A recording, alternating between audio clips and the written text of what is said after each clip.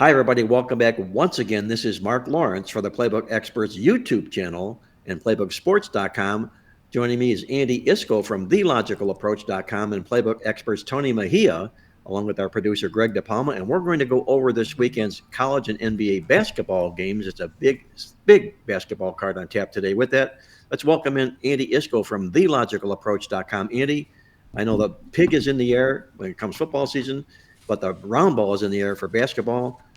How excited are you about the upcoming March Madness right around the corner?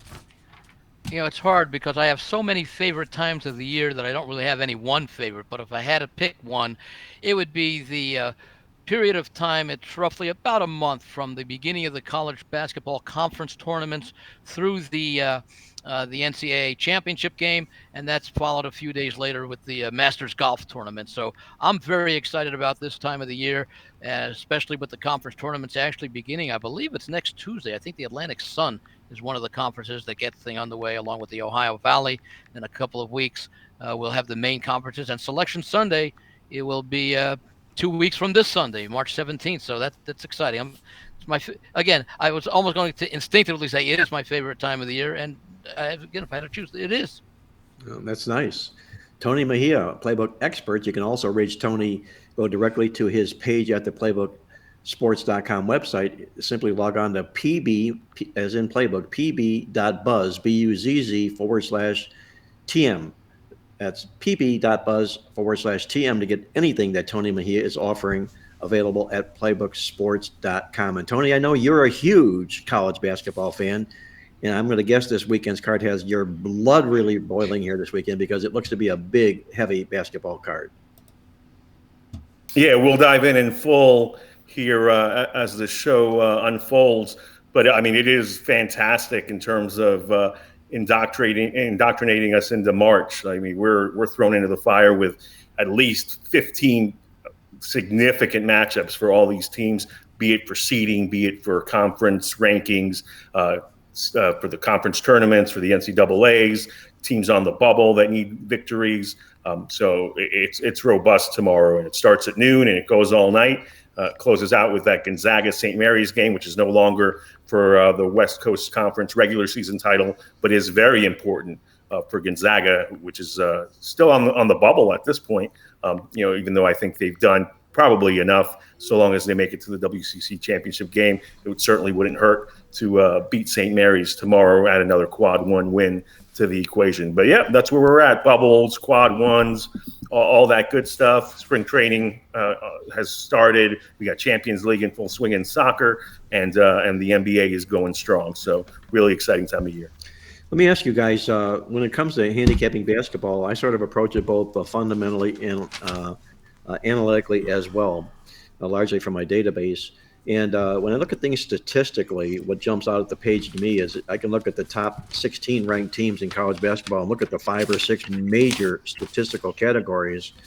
And the one common denominator you'll find will be teams that rank in the top 16 defensively always have a spot in the NCAA basketball tournament. My question to you guys, Andy, is this. The Houston Cougars, they rank number 1 defensively in a lot of categories here, and because they play that staunch defense here. And I'm not finding this year a lot of teams that rank in the top 16 defensively that also bring an offense to complement those defenses. Is that a concern for you, Andy, this year? Or what is your primary focus when it comes to handicapping these types of basketball teams? Well, I also place a great deal of emphasis on defense, not necessarily so much points allowed per game, but maybe points per 100 possessions and field goal percentage as well, as far as defense goes. As far as other things that I look at very often, current form is important. Coaching is extremely important, especially as we get into the tournament time. And as far as offensive statistics, I like to back teams that are excellent in free throw shooting, especially in what are often competitively lined games, say 6 points or less. You want a team that, if they are able to get a lead, they're able to hang on and extend or maintain that lead in the fouling situation in the last 2 to 3 minutes of the game. So I look at that. I like teams that are able to rebound. I don't place as much emphasis on steals, but I do like to look at teams. It's almost like in pro and college football that avoid turnovers. So I like my teams to have an advantage in avoiding turnovers or committing turnovers as opposed to the opponent that they're facing on that day. Tony, what's your approach to that? When you look at games and you look at these basketball teams and how they're formulating themselves, you mentioned the quad one wins, the way that they begin analytically begin to get separated, the Ken Palm ranking, so forth and whatnot. What's your go-to source when you come to start working up these basketball teams as far as their importance goes? Yeah, I mean, I like effective field goal percentage a lot, and the defensive efficiency ratings, offensive efficiency ratings. You can find them on most ranking sites. A lot of people do a great job. Eric Haslam, Bart Torvik, Pomeroy obviously is a popular one. And then for me to try to get these teams. I mean, I'm somebody. I know that there are different approaches for everybody, and I would never recommend or say, you're an idiot because you never watch games. I know there are people that don't watch games at all that do very well in this business. I really appreciate watching these games because when I tell people who to put money on, I'm going to want to know if they have a physical advantage. And nowadays, you can pretty much stream anything at any conference. You can watch ESPN Plus. You can go back and watch games. So I'm a big proponent of that. And styles make fights, Mark. You watch these teams. You kind of need to project exactly how they're going to go up against one another and who plays to what strengths. From the standpoint of is there going to be a battle in the middle that potentially swings on foul trouble or some resistance in the paint, or is there not resistance in the paint, and that probably leads me to the high side in terms of a total. So I'm big on over-unders. I know some people don't do them. I do. And so numbers help me with that. But I'm also big on individual matchups and projecting how coaches might go up against one another strategy-wise. You mentioned about watching the games, Tony, and how important they are to you to get a better feel for the teams. And I do know this. I don't perhaps maybe zero in on as many games to watch as I used to in the past. But I know that you get to be this time of the season here. It's really vital to do just that because you want to find out exactly what the makeup of these teams are. And sometimes if you haven't watched them in a while and then suddenly you're tuning in, you can see all of a sudden, this team is completely mismatched in this game here. And maybe it's from a fundamental reason, from a physical standpoint, a style of play. So I like to hear that you do just that, especially when you incorporate that all into your handicapping. A good friend of mine, Dave Malinsky, who passed, and we sort of grew up in this business and this industry together. Dave was a great fundamentalist. He's unlike myself, where I'm more technical, and my approach to the sport. Dave was a fundamentalist, if you will. Another friend of mine was Mike Lee. He also was a pioneer in this industry, and he was more of a statistical guy. So between all of what the three of us did, we sort of all touched on bits and points and pieces in handicapping basketball. But as you mentioned here, there's that edge, that factor of what it comes to when it comes to handicapping these basketball games here.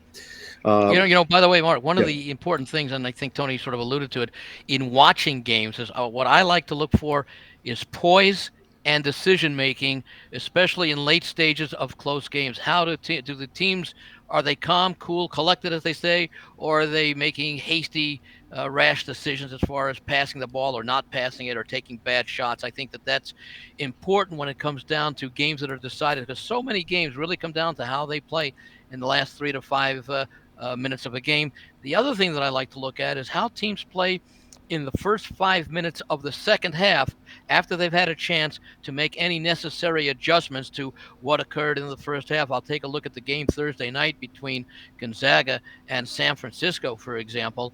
That was like a 1-2 point game throughout the first half. I think Gonzaga led by a point rather. And early in the second half, they just took control of that game and won that one going away. Now, a lot of that has to do with the experience of Mark Few. This is not his best team at Gonzaga, but they're playing well at the right time of the season. I saw them last night and made just a little fun play on them. 120-1 odds to win this tournament. And that's important because we talked about it, I think, a little bit earlier, maybe it was off air. There really aren't that many teams that you can say are favorites to win. You've got the Houston, Purdue, and UConn, and then a whole bunch of probably 15 to 20 teams that can do it. And a team like Gonzaga has plenty of experience, and I think I mentioned in our discussion there, team that I really like, and we may get a chance to talk about it, and certainly we'll be doing it in the coming weeks as the tournament approaches. I like Marquette, again, because of their experience, and I like watching this team play. Shaka Smart has done an outstanding job, coming over from Texas after his tremendous run at VCU. And I think, and Tony, get your thoughts on how important, how much of an emphasis in handicapping specific games or in general you place on coaching. A ton, obviously. And look, with the transfer portal, that's what you have to go on early, because these are entirely remade teams a lot of the time. And you've got, look at what Rick Pitino had to do at St. John's. Obviously, he's taking over there. Then he brings an entirely new team with transfers here and there and everywhere. Creighton, and I know this because I just wrote a preview on their game against Marquette, which will also be, I'll touch upon it on my free play. But Creighton, it loses Kalkbrenner. They lose Schneiderman. They lose a couple other guys that got in as transfers this year. McDermott's going to have to create an entirely new team next year, and that they have an identity there. They like to shoot the three. They like to play free and fast. So it'll be interesting to see who he raids, and that's what's fun about this is because conferences like the Big Sky, which brought us Dalton Connect, who's now ringing the doorbell on the NBA lottery. It grows up in the Dakotas, and barely anybody sees them play, but these coaches know who they are. And you go on the big stage of Tennessee and you perform, and all of a sudden NBA scouts say, hey, this guy's got the goods.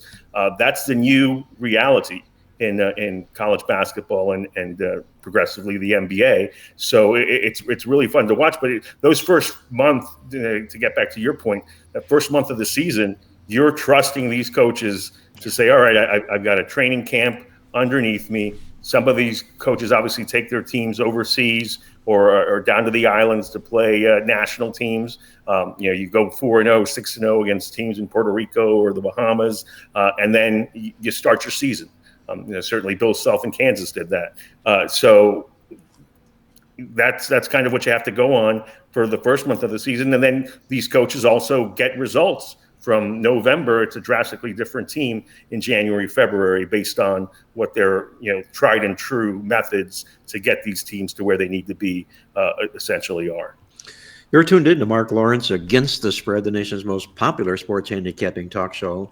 We're visiting with Tony Mejia from Playbook Experts and also Andy Iskoe from TheLogicalApproach.com. And guys, before we get over into the weekend side of things, there are going to start this week, later on in the week, the college basketball conference tournaments. And one in particular is the West Coast Conference. And Tony, I want to follow back up with you, or Andy first, I should say. We talked about Gonzaga and the fact that maybe they're on the bubble right now. And it's kind of hard to imagine a team that's been to the NCAA tournament 24 times in a row, who is currently nip and tuck for the top seed inside their conference here, of not making this NCAA tournament. This is a Gonzaga basketball team, guys, that's made it to the title game all 22 seasons inside this conference here. They won it 18 times. Andy, do you realistically not see Gonzaga in this year's big dance? No, I think that they have. I think their win against San Francisco, and Tony, you may know this if it's correct or not. I believe that counted as a quad one win. It was not at San Francisco's usual place. It was at I think where the Warriors play on Thursday night, and it completed a season sweep of what's been a very good San Francisco team. They've been like the number 3 team in that conference for at least more than half of the decade, behind St. Mary's and Gonzaga. I have Gonzaga in the field based upon some of their wins and the tough schedule that they played. They did have a couple of losses, but they also had that nice win at Kentucky just a few weeks ago, which I think helped their chances as well. I would think anything short of making it to the West Coast Conference championship game, win or lose in the championship game, I have them in the field. Yeah, you take a look at my goodness, their body of work thus far this basketball season here, and if you looked at just their body of work alone, you wouldn't even think, even remotely close, that this team is on the bubble per se. Look at St. Mary's, the team that perhaps people are putting it ahead of Gonzaga in this tournament, or thus far this basketball season here. There's a reason St. Mary's is drawing a lot of attention, and it comes from the analytical Ken Palm type people. And a lot of that is because this team ranks so highly. If you take a look at the top 6 rankings in rankings up positions 1 through 6 of the key statistics in college basketball, this is a St. Mary's team that holds down 4 positions in the top 6. No other team in college basketball can say that. Now, you might argue and say, yeah, it's because they're doing against West Coast Conference teams, but you're still number 1 team in the country in rebound margin, number 2 in defensive field goal percentage, number 6 in offensive field goal percentage, and number 6 in scoring margin. It's hard to refute the body of work for St. Mary's. Tony, is St. Mary's a legitimate NCAA tournament team this year as well? Oh, no question. They're in. They're in regardless of what happens in the West Coast Conference tournament. Even if they go down, I don't think you can go down in the first round because they do double byes and right. Pardon me? I say so. You they do double byes and whatnot. But look, even if they lose their first game, they're 15th in the net rankings, and I think the Gonzaga on the bubble narrative dates back to what they did earlier this season, pre-Kentucky. That Kentucky win was everything, and the Zags and Mark Few should have their pom-poms out every time the Wildcats take the court. That win over Alabama, I'm sure, played really well in Spokane. But look, the night that they retired Steve Nash's jersey finally at Peavey, the Santa Clara Broncos, and I was on that, won that game as an 8-point underdog. 77-76. It was a great game. But at that point, Gonzaga hadn't really done anything. And since then, they've won 11 of 12, Kentucky being one of those victims. The game that Andy alluded to yesterday at Chase Center, really playing well against San Francisco. They've gotten really nice play out of those guards. Nembhard has settled in at the point the way he's supposed to. Watson and Ike in the middle, and in that front court. So it looks like a Gonzaga team now, where it didn't before. So I believe Gonzaga is now 20th, 22nd in those net rankings. So they're really safely on the right side of the bubble, beating St. Mary's tomorrow, and you're in, guaranteed. You lose that game and you lose early in the West Coast Conference tournaments, things can get dicey. But I think we can count on Mark Few's team making the NCAA tournament based on what they've shown over the last few weeks. Speaking of another conference, guys, that have 2 teams that, or maybe even 3, that arguably make a chance to make the NCAA tournament from a mid-major standpoint, look over at the Sun Belt Conference this year. They're going to start their tournament on Thursday. And Appalachian State will be the number 1 seed in the tournament with, a lot working for them. They welcome back the bevy of experience. James Madison, they made the move up to Division I, and they really haven't taken a backseat in football or basketball. And Troy. Andy, any of these 3 teams I just mentioned in the Sun Belt Conference, is there a chance for 2 teams from the Sun Belt Conference to make the party? I haven't seen a lot of the bracketologies. I know that I looked at Joe Lenardi's this morning. He updates it, I think, every morning, and he had like 6 teams from the Mountain West in there, which I think is a little bit too optimistic. I don't see them getting 6 teams. They are a very good conference, but their overall resumes are not as strong to warrant that, and I could certainly see Appalachian State and James Madison. I could make a case for both of them being in there. But I wouldn't be surprised if just the league champion, the automatic qualifier, gets in. Yeah, they could probably, the guy that doesn't ends up being the guy on who on that didn't deserve to get booted list. Tony, your feeling on the Sun Belt Conference, are they strong enough to warrant 2 teams in the tournament this year? Well, JMU hit the national rankings because they were doing as well as they were, I think, undefeated for one of the longest periods of the season, and then they hit the skids a little bit. They're not going to win that conference tournament. It's going to be Appalachian State, and I don't think that James Madison, although they have a higher net ranking by about 20 spots, has a better shot than Appalachian State at an at-large bid, because both have comparable Quad 1 results. They played very minimal Quad 1 opponents. But App State is 2-0 against Quad 1s, and they're going to be the conference tournament regular season champions. The regular season champions, not the conference tournament. So depending on if those 2 are the teams that meet in a Sun Belt final, I think they do have a case. But right now, as we speak today, App State is 73rd in the net rankings. Normally, that doesn't get you in, and right now James Madison is just outside the top 50. So probably a one bid league. But certainly those two are the two teams that will have a case. One thing about James Madison, they drew a lot of attention beginning with their first game of the season when they went into East Lansing and upset Michigan State. Michigan State, I think, was a top 10 or top 15 team in the preseason. Well, Michigan State has not lived up to that lofty ranking, and they've struggled throughout the season. They played a little bit better of late, and we know Tom Izzo usually brings his teams along late, but I'm not sure if they're going to make it into the tournament this year. But I think that had a lot to do with drawing the attention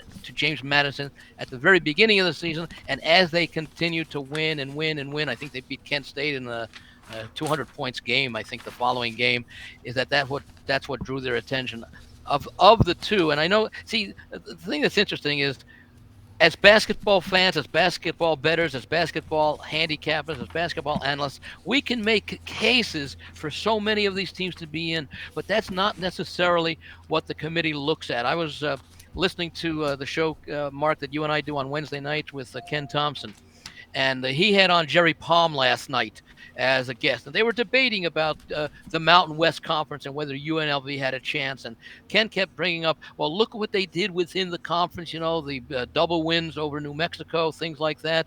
And Jerry Palm brought up some very interesting things. He brought up the fact that, number one, the committee does not really take a look at how you do within your conference overall as far as team versus team, that they tend to look at more things about the quality of opponents you played and some of the quality opponents that you lost to. And he made the case that UNLV is hurt and probably won't make it, barring winning the Mountain West tournament, because of three quad four losses, I think it was.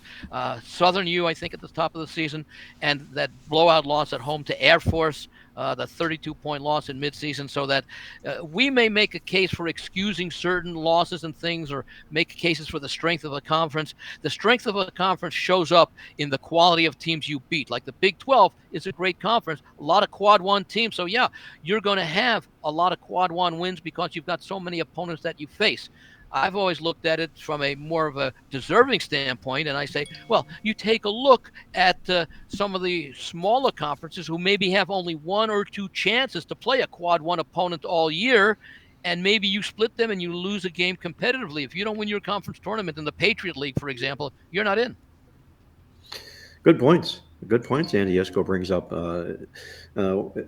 especially Tony, let me ask you, the quad rankings. A lot of people aren't quite totally familiar with the quad rankings are, and they are categorized into 4 categories here. How much importance or weight do you put into it, and is the quad rankings a welcome addition to qualifying teams for the tournament? I think it is, and it doesn't matter what importance I put into it, although I do use it in my handicapping just because it shows you the capacity that you have. But this is essentially the number one thing that the selection committee has agreed upon. Yes. In utilizing this to differentiate from teams. And now there are so many deserving cases. And I don't know how you guys feel, but I do not want to see the field increase from 68. I think it's the perfect size. There's been talk about going into the 90s. Look. The bottom line is, and Andy's absolutely right. What would disqualify UNLV is their 5-3 record against quad 4 wins, and from a logical approach, the fact that UNLV was a no-show against Air Force, I mean, they got the brakes beat out of them, was what catapulted them to take things seriously going forward, and that's why they're right there in the Mountain West regular season race, but. That still happened. You can't erase it. So right now, I believe UNLV is 80th, and I don't think that they are going to make the NCAA tournament unless they win that Mountain West Conference tournament. There's just too many teams ahead of them with a better body of work. I think Utah State is definitely in. San Diego State is definitely in. Nevada has worked their way into a lock. And then you've got the other teams. You've got Boise State, which plays New Mexico this weekend, and that's going to be a great bubble battle. A game to watch tomorrow. I think Richard Pitino's team is in. I mean, that team's so talented with Eddie House's kid and Jamal Mashburn's kid leading the way. They've got Dent, who's a really nice guard, has won some games for them down the stretch, making key baskets. And then you've got Colorado State with one of the best point guards in America, and Isaiah Stevens. So that's 5 teams right there ahead of UNLV. From that standpoint, I could see 5 teams getting into the Mountain West. We'll see. It'll probably end up being only 4 just because the field is so stacked. But, I mean, who would have thought going into the regular season that the Mountain West may get as many or more teams than the ACC? Well, Colorado State, the funny thing is they're, out of all the teams that are on the bubble, for say, or have a chance to get in, they're last in the standings out of that group. And yet they might even be the better team because they do have the better resume as far as their wins outside the conference. And you talked about Utah State. Well, who did they beat outside the conference? And then to me, this has everything to do with San Diego State's run last year. That's it. I mean, they finally got respect, and now maybe it's a little bit overboard as far as the respect factor, because that's the thing with teams like Gonzaga, St. Mary's, teams in the Mountain West. What if you put them, and I'm not saying that the Big 12 or the Big 10, they're having, especially the Big 10 is having a great year. But what if you put them in those conferences? I'm sorry, but they're really on the bubble now. I'm not even sure they'd get in if you put them and put their teams in the Big 10 and have to play those teams every night. So that's the thing that is always hard to determine. But hey, I love it. I think it's great for the sport when they give the little guys, and Mountain West is still considered, kind of the little guys. I'm all for it. The more teams from those conferences, the better. You're tuned in to Marc the Lawrence. other thing I was going to mention. Go ahead, I'm sorry. I was just going to mention with Jerry Palm's discussion last night. He's the guy who does he's the Joe Lunardi for CBS Sports, basically, in bracketology. And another thing he pointed up, and it sort of alludes to what Greg was talking about, and that is you look at teams who perform well in the pre-conference schedules of November and December, and those wins count a lot. But these teams, and Tony mentioned before, these teams that we see in November, December are not the teams that we're going to see in February and March. And one of the points that Jerry brought out is that the committee changed some of the priorities they look at. And actually, to a certain extent, it helps us when we're betting and handicapping these games. They used to pay more emphasis on late season form than they do now. They basically don't put much stock in, that you've won 80 or last 10 games down the stretch, as they do upon your overall body of work. But, the body of work is not static. It's an evolving process over the course of the season. And sometimes we can use that, and we see it often every year, that the teams, they made the field based upon their body of work, but they didn't finish the season well. And they are often first round knockouts because they've won only 3 of their last 10 games or something. Now, of course, there's situations where they go the other way, where teams all of a sudden catch fire in the tournament. But I do like to pay attention to how teams played down the stretch, and the fact that the tournament committee does not works out to an advantage in many situations when you're looking at some of these matchups, especially when you're looking at matchups that involve teams from the minor conferences who are playing with confidence on a roll, like the Florida Atlantics of last year. Yeah, I had to deal with that specifically last year, and I ranted beyond belief. It was probably the biggest rant videos I've ever had. I was so incensed when not only did they not put Rutgers in, but they put Penn State over them. And I wanted to strangle somebody because Rutgers beat Penn State both matchups last year. Both. And they were both on the bubble, and they gave it to Penn State. And now, let me ask you a question, because I agree with you on that. Did Penn State beat Penn State beat a team that beat Rutgers? Well, they went farther in they went to did they go to the championship of the Big Ten tournament or the semis? But they went far in the Big Ten tournament. Rutgers had a significant injury to a player about a month, Mawet Mag, about I think in December or January, maybe January, and then they didn't play as well in the last month of the season. Again, talking about who's playing well and who's not. So Penn State was playing better than Rutgers, but Rutgers had still gone into Penn State and beaten them on their own court. Sorry, Penn State. And look, Penn State did well in the tournament. I'm not trying to sit here and say Penn State shouldn't have got in. But the fact that Penn State got in and Rutgers didn't, when they were both on the bubble and one team beat the other team twice, that to me is a big deal, because I think that I'm all for the quads this and this stats and those stats and all that. That should be a big tool to decide who gets in or not. The thing though is, I think this is a prime example of they get lost in the weeds with it, and they can't forget the basics. If you beat the other team both times or all 2 or 3 times, you can't take that other team if both teams were on the bubble. You just can't do it. Sort of a Florida State football scenario. You mentioned, Greg, about Rutgers last year with the injuries. Florida State playing as well as they did this college football season. Yes. And all of a sudden here it gets to be college football playoff time, and they're a football team that's injury depleted, and they opted to pass over that football team. Yep. And I don't think they lost any sleep over that decision, especially after the Georgia debacle. But it sounds like the same thing happened a lot to Rutgers last basketball season here. So the question becomes, do they look at teams and their physical condition? Is their best player out entering in this tournament? It seems like it ended up affecting Rutgers in that sense last year. Absolutely. Hey, guys, go ahead. Tony, go ahead. Just because I'm cheating, because I went back and looked.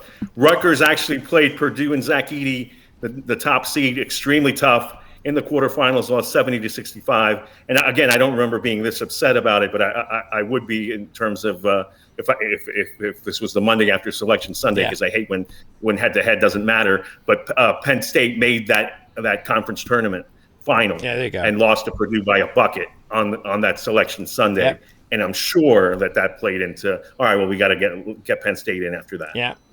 It sounds like it had a lot of weight to do with that. Hey, guys, before we move over to the NBA side of things, Tony, I know when we talked before the show began about how big this card is from a depth standpoint, and it's a time of the year where there are a lot of ramifications that could happen off of this weekend's basketball card. Anything in particular that caught your mind? Yeah, I mean, there's a ton, and it starts early. I'll just basically break down what we're looking at, from start to finish, beginning in the beginning of the day. And it's, a lot of these teams are already in, but at the same time, seeding, like I said, is going to be a big deal. And like we just talked about with the Penn State Rutgers situation, right now is the time of year where everybody's watching and you better win. So you got Florida and South Carolina, both should be safely in the tournament. They play in Columbia. Gators can't handle the press to save their lives, as Vandy proved last week in stealing a cover. I want to see more out of the Gators there. I think South Carolina is safely in. Great job from Lamont Paris and what he's been able to do. Villanova plays at Providence. That's a bubble battle. I'm not sure that the Big East is going to get more than that, maybe 4 teams. I think the 3 locks that you've got, Creighton, Marquette, and obviously UConn. And then that 4th spot is up for grabs, be it Xavier, Villanova, Providence, Seton Hall, and St. John's. They may get 2. I think they only get 1. Kansas plays at Baylor. Not sure about McCullough's status there. He's been out. Illinois is at Wisconsin. Badgers badly need that result. Arkansas plays at Kentucky. Razorbacks making a late run, but I don't think the tournament is for them this year. And it pains me to say that because I love Eric Musselman. I've written stories about him and actually have a personal relationship with him. But his normal great touch with transfers probably developed a little too late this season. Oregon is on the bubble. They're at Arizona. They've been shorthanded for the last few weeks, and it actually has benefited them because they're playing their best ball. But if they don't beat Arizona and Tucson, I think they're on the outside looking in, regardless of what happens going forward. Marquette and Creighton, I'll touch upon at the end of the show with a free pick. Mississippi State is at Auburn. That's a game that both teams are probably in, but the winner there is sitting really pretty. South Florida, we talked about them last week. They're already the American Athletic Conference regular season champions. They don't win that conference tournament, I don't think they get in. It would certainly help them to win at Charlotte, which is running second in that league. Wake is a team that we'll probably be debating over the next couple of weeks. They've got 1 quad 1 win, and everybody perceives them to be a lock. They need to win at Virginia Tech, avoid a bad loss because the Hokies aren't going anywhere this year. Tony, Iowa, I got to interrupt. You just mentioned South Florida, Charlotte. Okay, so are you surprised South Florida is the underdog? No, because Charlotte really has impressed a lot of people. They're pretty good at home, and I don't think a lot of people buy into USF. And the reason why USF is probably on the outside looking in, if they don't win the AAC tournament, is because their resume is a little lacking. So no, it does not surprise. Do they have to run the table then to the championship game, like not even lose any more games, but lose the conference championship game, and then maybe they get in? Or do you think, nope, they're just going to have to win no matter what they do the rest of the season, they're going to have to win the conference tournament game? Based on the parity in college basketball, I think that they'll be one of those teams that'll have that cameras in their building, in their watch party, and they'll walk away dejected. But they don't show them. By the way, they don't show those anymore. That I haven't seen a deject. Since when? What's that? Since when? I haven't. They didn't do that last year. No, I haven't seen. I keep waiting to see them show a camera in on somebody that's waiting to find out if they get in and go, oh, we didn't get in. We never see it anymore. Yeah, that's the saddest of sights. That's why they don't do it anymore. In this case, I mean, probably because of the audio that will result if they find out that they're not in. Yeah, too many F-bombs, Yeah, a little censored. Yes, little censored. And just to wrap up, we had the Iowa Northwestern bubble battle. Virginia needs to win at Duke. Cavaliers avoided a pitfall in a pick'em at BC. And they were able to handle that business. If they win in Durham, I think they'll be in. Still, typical Tony Bennett team has probably the best defender in terms of NBA circles as a first-round pick in Huff, but still not a team that can score effectively. So we'll see if McNeely and company can get that done. Like I said, Virginia avoided that pitfall at BC. Now to stay on the bubble, Pitt has to do the same, playing at Connie Forum. VCU at Richmond. Spiders are leading the A10, and VCU on both of these teams want to make the NCAA tournament. Again, how many slots are available for the Atlantic 10 in what's been a very competitive season in that conference? Washington State leads the Pac-12. They host UCLA. Mick Cronin was heard screaming at his team last night. First loss ever since he took over in Westwood against Washington. So that's a sour bunch of Bruins that'll be in Pullman. Michigan State plays at Purdue. Great game. If Michigan State wins that game, I think they're a lock. Houston, first game as a number one team in America, going to Norman to play Oklahoma. Sooners have had a down year, but they're well coached by Porter Moser. Just pulled off that win in Bedlam at the last second. So that'll be interesting to see how the Cougs handle that atmosphere. Tennessee plays at Alabama. Andy mentioned that earlier as a potential pick'em. Surprises me a little bit. I think Tennessee might be favored. As good a job as Nate Oates has done with this team, that they have holes. New Mexico at Boise State, bubble battle potentially in the Mountain West. We'll see how many teams they get in, but the winner of this can certainly feel good about it. Broncos are very good at home. TCU plays at BYU, two Big 12 bubble teams, and the Zags and St. Mary's close us out. Gonzaga probably in, but if they win, they're definitely in. Nice recap of all the ramification games that are on the card this particular weekend from Tony Mejia, Playbook Experts. You can pick up his selections, as I mentioned before, at pb.buzz/TM. And if you like what we're doing here on the show, I encourage you to click on the like button below, or more importantly, click on the subscribe button. We'd love to have you as a subscriber to the site. There's no fee, no charge to do just that. If you have any questions or comments, we've got the answer. Simply click on the comment button below as well. By the way, excuse me, Mark, I've got Andy, a question. Yes. I guess Tony or Greg, since Greg brought it up, because I love this South Florida team. I've done very well. They finally cracked the top 25 this past week for the first time in program history. Now, we saw with Indiana State, which made the top 25 for the first time since Larry Bird a few weeks ago. They went on to lose their next game and the game after that. Okay? Now, normally I would say, would South Florida fall into that same situation with this ranking?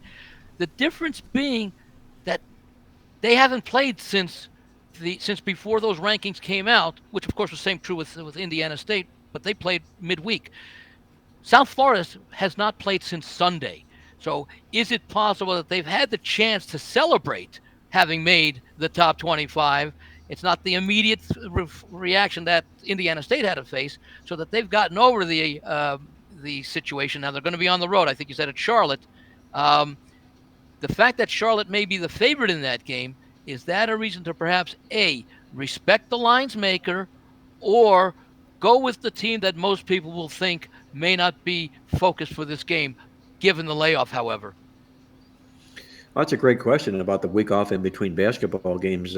Tony, how do you approach that? Can there be too much rest making rust, especially for teams that just climb the mountain, per se, if you will? Will that affect USF in that basketball game? I don't think there's such a thing as too much rest this time of year, Mark. But look, Houston faces that same hurdle. As they try to defend that number one ranking, which seems to be an albatross in Norman against Oklahoma. But USF and Charlotte has no quad one wins. South Florida has one quad one win and actually 1-0 in quad one games. This wouldn't qualify as a quad one win, I don't think, because Charlotte's outside the top 100, even though it would be an upset. But the Bulls are 16-2 in quad 3 and 4 games. So this is what's going to be held against them. 16 of their 21 wins are quad 3 and 4.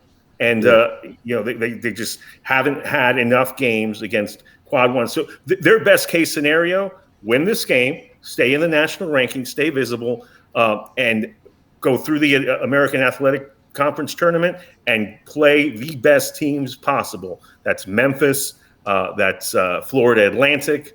I don't think you can play all three of them, including Charlotte. So you got to win your first game and then beat 2 of those 3 games, win that convincingly, and then obviously if you're on the bubble, you lost one of those games, but be competitive in that game too, and then maybe that's enough. But again, this season, I don't see it in the AAC. I think if Florida Atlantic was a lock to make this tournament, which they're currently not, that would bode much better. Same thing with Memphis, which fell off for a month period, and now looks like Memphis again.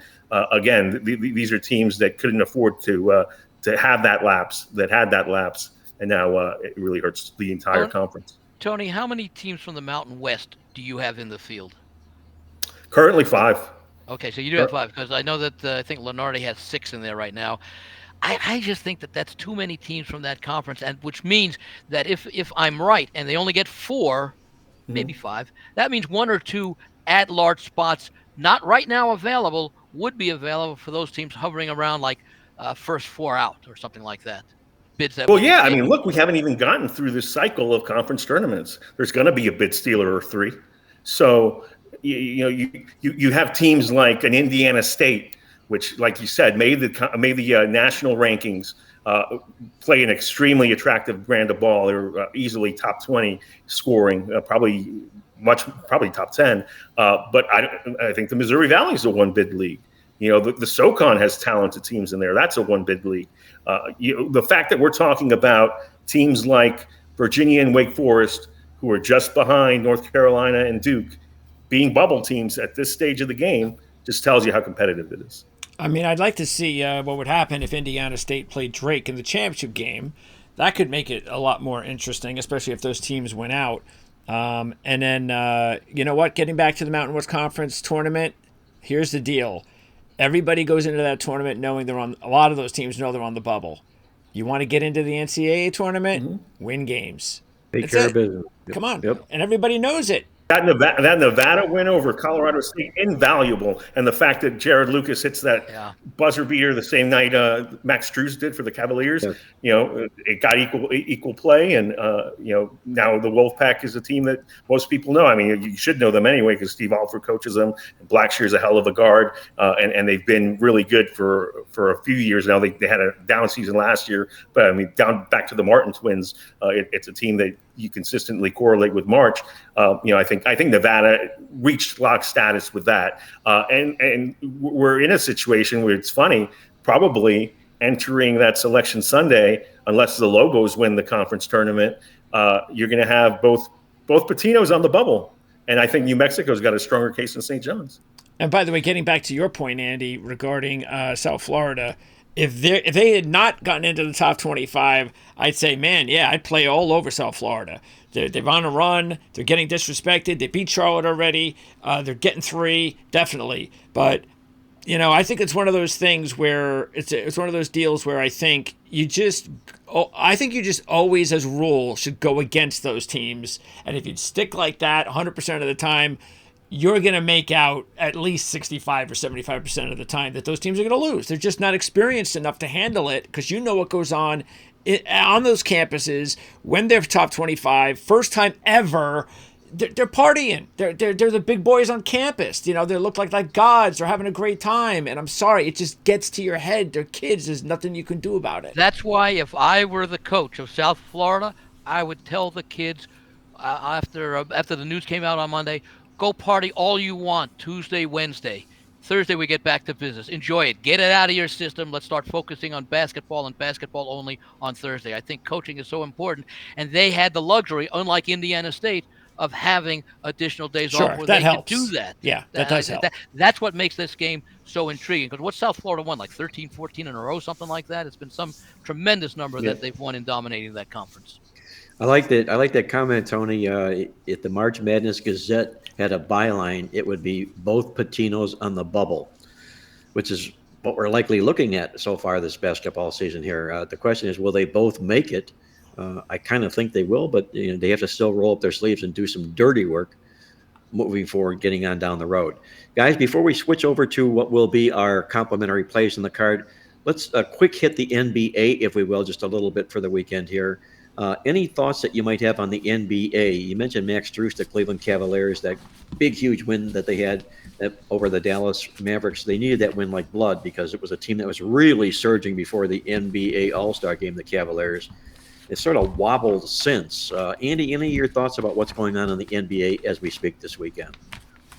Well, I'm still pleased that Minnesota and Oklahoma City are still atop the Western Conference. Denver right there as well. The Clippers, I thought they were going to be a little bit more consistent after they had started playing well out in the West, and then they blow that lead to the Lakers the other night on, I guess, that dual home court. But I like what I've seen out of the West. I like the fact that over the last few years we've seen some new blood take charge of the top of the conference. In the East right now, Boston and everybody else. Unfortunately for my Knicks, they've had to deal with a lot of injuries, cluster injuries, and they've sort of slipped a little bit, but they're still a solid team. And if they get healthy, they could be a dangerous force inside the NBA playoffs. I like Thibodeau as the coach. They've done a lot of nice things since he's arrived. I think they've done a nice job constructing the roster. Indiana is a team that's fun to watch, but my main take about the NBA is over the past month or so, we have seen a significant number of more unders than overs. Tony, I know you concentrate on total, so you probably may have specific numbers, but I remember about a month or so ago, there had been 20 to 30 more games that had gone to that point in the season over the total. That's now reversed. I think the other day or something like 10-1 or 9-2 unders versus overs, and that continues a trend that I think started probably about 2 weeks before the All-Star break. Wow, interesting. Tony, who's your favorite NBA team? I know Andy mentioned the New York Knicks. I'm from Cleveland, so obviously I followed the Cavaliers. Greg is sort of a college basketball only guy. We know he's deeply in love with Rutgers, and he's got this infatuation for Michigan. Well, I actually I was a diehard Nets fan for a very long time, and things kind of separated after. I do remember that. Yes, and things kind of broke for me after. After they went to Brooklyn. First few years were fine, but I really loved that hard as nails kind of, us against the world. We're not really a very good team that nobody's given us respect for group they had. And then when they went out and started buying the superstars and trading for the superstars, it just got downhill. And it was just, it was actually, I found it kind of worse for me. So yeah, it's been difficult. So who's your team, Tony, that you even though you maybe not handicap them, but you still want to know what the result was each night? Would that be in the well, I don't have one of those anymore, but I grew up a Knicks fan. I would listen to the games on their flagship, which I believe was FAN at the time. I'm 8 years old, listening to the games on the radio. Yes, I didn't have the package. I remember Trent Tucker. I remember Hubie Brown coaching, and that was my first Knicks team. I wore knee braces like Patrick Ewing for the first 15 years that I played. So that was my team. And then in the 2000, I mean, into high school and everything, I was all on board that 2000 team that made the run, 1998, 2000 that made the run as the 8th seed, Larry Johnson, all of them, the Heat rivalry. But once I got the NBA gig, I had already given them up because Isaiah Thomas ran the team into the ground. So that was an easy letdown. And even now, when I see, Knicks tape and go New York, go, and whatever they say, bing bong, doesn't affect me one bit. So no longer a Knicks fan. A lot of my family still is, but no team for me. So you've weaned off the Knicks, is what you're saying here. Yes, sir. I can relate to that. No problem about that. Any NBA game in particular that might catch anybody's fancy this particular weekend? Well, I mean, I'll start. I think the key to the NBA right now is how competitive it is.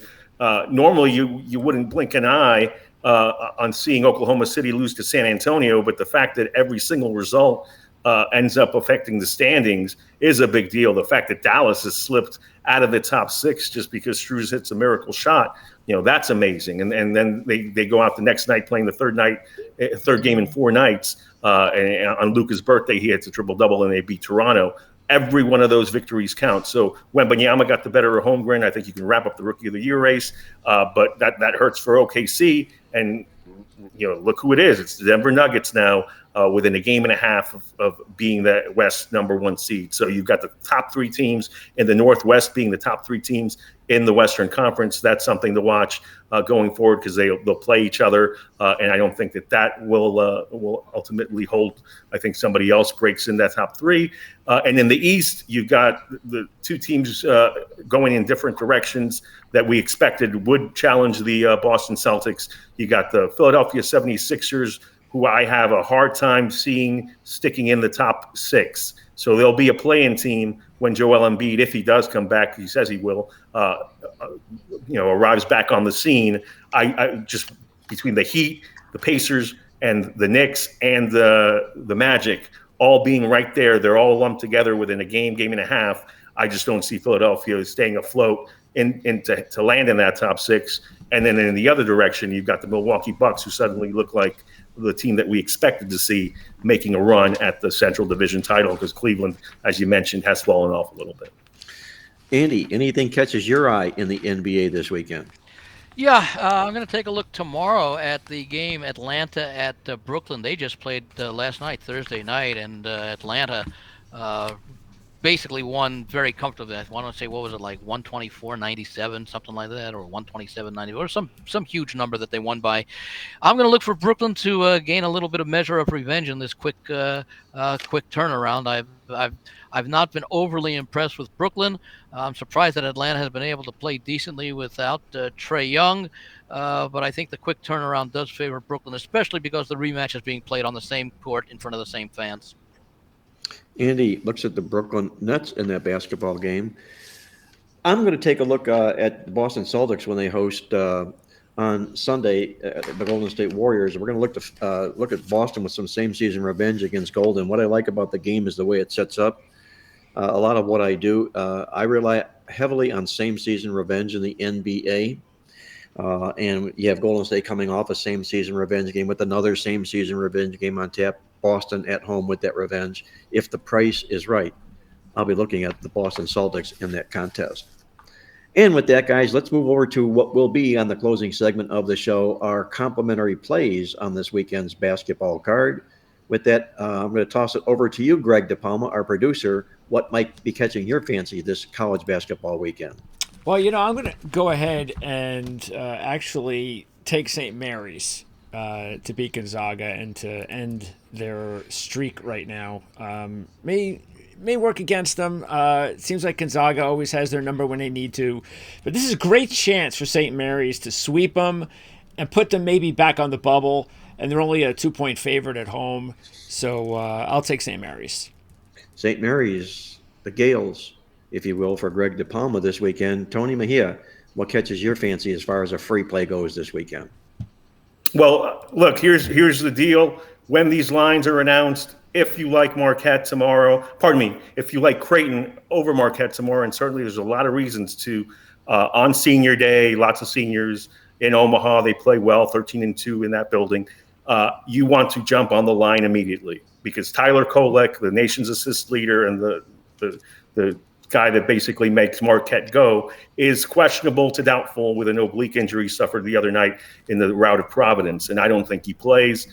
Shaka Smart went on his radio show on Thursday night, said he hadn't practiced, and rest might be the best approach to deal with that injury. They've got UConn coming in on Wednesday.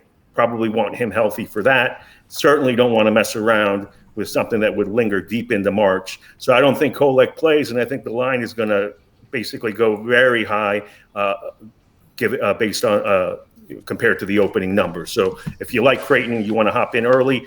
For the free play, though, I'm going to go with the under in that game, just because I think Marquette, don't write them off completely in terms of potentially being competitive in that game or even stealing it.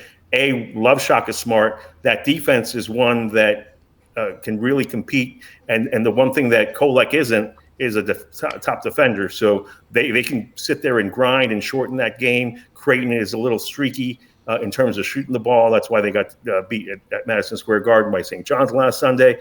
And I think they can muddy up that game, being the Golden Eagles.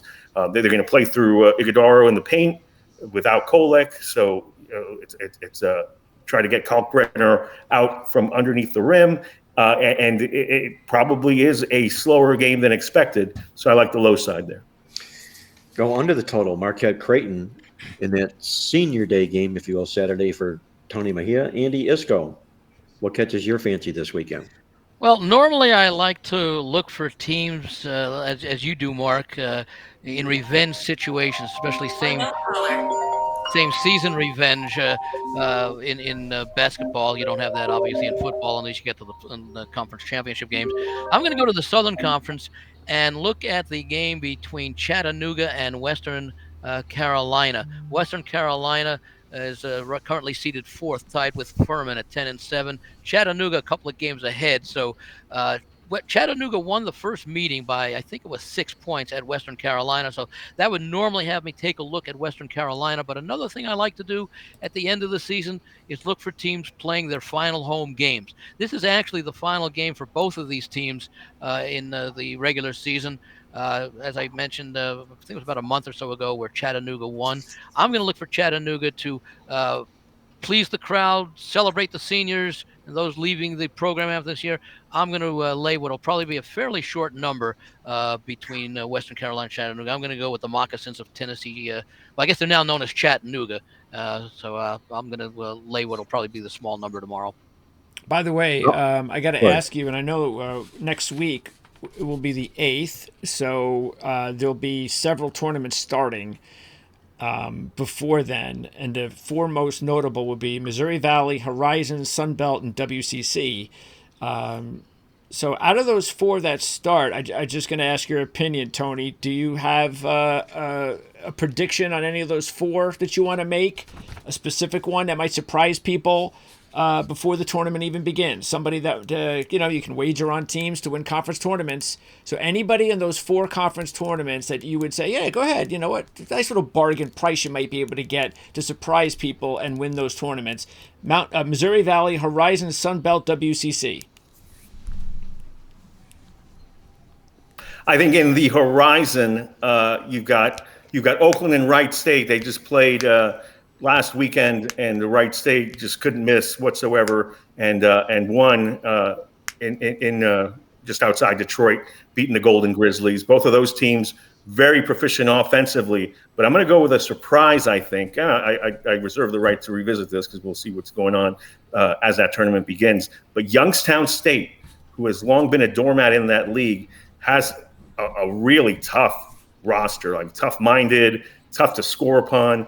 I think they could be a dangerous sleeper in that league. Would not surprise me if they punch a ticket. I like it. All right. See, we got one. Nice. I'll take a look at the West Coast Conference. I'm going to be surprised. I'm sorry. I want to see which team from a betting standpoint is going to be favored. Will it be Gonzaga? Will it be St. Mary's? Or will perhaps they both be co-favorites at the same odds to win? Now, a lot of it will depend upon what happens tomorrow night. If Gonzaga beats St. Mary's, they will have split the season series. Okay, if St. Mary's wins, then St. Mary's probably, well, I won't say probably because there's so much respect out there for Gonzaga, but either way, I'm likely to play Gonzaga to win the conference tournament. I hope they come in as a small underdog relative to St. Mary's. I like their past class. I like the way they've been playing down the stretch. I like the tough schedule. Yeah, they lost to Purdue. They lost to UConn. They did have that late win against Kentucky. That's a very well-tested team, very well coached, a lot of tremendous experience. Like I say, hopefully they'll be the underdogs, and certainly they will be, I think, underdogs if they lose to St. Mary's. So I would go to Gonzaga in that spot as well to avoid being to avoid being beaten a third time by St. Mary's, if indeed that's the final game matchup. And then the worst case scenario for To Gonzaga. make us all feel older, not that we need that help. So, Sarunas Marshallonis' kid double yesterday with assists. So it's funny to see him out there. Yeah, He doesn't even look like his dad. Thank you, grandson. He's a very, very good player. And the worst case scenario for Gonzaga could be if, let's say, if San Francisco were to upset Gonzaga in the WCC semis and San Francisco wins the conference tournament, then they're probably not going to be so easy to say, well, what 3 teams get in from the WCC. So that's probably the one thing to keep an eye on is if Gonzaga were to get upset by a team that could actually pull it out like San Francisco, say, and win the conference tournament. Well, that would be the number 2 and 3 seed, so it's certainly possible. But I think St. Mary's has the number 1 seed overall anyway, so I think San Francisco and Gonzaga are 2-3 or 3-2 in that case. I'm going to take a look, guys, if I could throw something in there out of the conference tournaments this weekend. I like this Wright State basketball team. I know they're really, really lacking defensively, but they make up for it on the offensive side of things. They're top-ranked team in the country in overall field goal percentage and number 5 in total points scored per game. And you've also got a case here of not wanting to back a number 1 seed in this conference here. Only one time in the last 16 tournaments has the number 1 seed won the Horizon League. Okay, so we might want to avoid that number 1 seed, which I believe, Tony, correct me if I'm wrong, does it look like maybe Youngstown State might be that team right now? Is Youngstown leading? I mean, I know Oakland was. Yeah, it's either they or right Oakland, in front of me. So let me get it for you. Here it is. It is at the moment. No, Oakland still leads. Oakland is 14-5. Youngstown's 14-6, and Green Bay is there at 13-6. Wright State's at 12-7, and so is Northern Kentucky. So yeah, it's tightly packed. Again, I like Youngstown, and based on that stat, I want to see Oakland go ahead and claim that tournament. There you go. I mean, that tournament number 1. Youngstown has finished its schedule for the regular season. They finished it with that win the other night against Detroit. Okay, guys. Did not cover, much to my chagrin. So I'll put the final reps on this show, if I may, here for my complimentary call on Saturday's college basketball card. I'm going to go inside the Big East Conference. I like Providence over Villanova in an early 12 noon tip-off game in this contest here. You got some major revenge in store here for the Friars, who right now are tied with Villanova inside the standings in there. They haven't missed a beat, has Providence, this year under their first-year head coach, Kim English here. But what's really nice is inside this series, when Providence has had same season revenge from a loss of 9 or more points, they're a perfect 9-0 to the spread when they're hosting the Wildcats in a situation like this. They've got 18-point loss revenge, and they're catching Villanova coming in off a 28-point win over downtrodden Georgetown. You take a look at the Wildcats here, they're nothing on the road this year. Only 3 of their 10 games have they managed to win and cover basketball games this year. I think Providence makes their mark Saturday against Villanova for my complimentary call on the basketball card. And that's going to put the final wraps on this edition of Marc Lawrence Against the Spread. I want to thank our co-host Andy Iskoe joining us from TheLogicalApproach.com, Tony Mejia and all his vast basketball knowledge of playbook experts, our producer and good friend Greg DePalma from Prime Sports Network. Until next week, once again, this is Marc Lawrence reminding you to always to remember to bet with your head, not over it, and good luck as always.